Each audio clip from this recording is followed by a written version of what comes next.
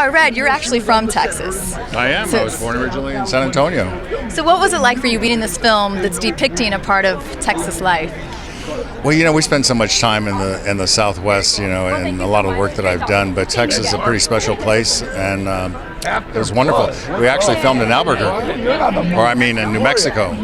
But the original areas, as it was defined in the script, was an area called Comancheria that still exists, and they didn't have these border lines at the time. But it's the same feel, and it's that collision of the Western motif. The classic comes together with the contemporary, and it plays almost a character of itself.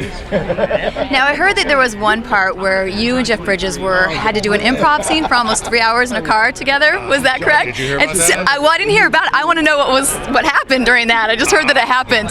It did. It was, and we were totally caught off guard with it. David McKenzie, our fabulous director, woke us up in the morning and said, "We're heading back to base camp 3 hours away, and I'm out of camera, and I want you guys to improv for 3 hours." So I think it was good. We had a good time. It's the longest improv in history, I believe. Jeff and I think we concluded that. What was the most memorable bit that came out of that long improv? There was so much of it. But David was talking to me the other day about how towards the end of it, some of our own personal philosophies of present conditions were coming out, and Jeff and I were realizing we were probably two of the most liberal Texas Rangers that ever existed. So robbing banks is obviously a very high-risk, adventurous activity. What would you say is your biggest risk or adventurous thing that you've done in your life? Get into the business.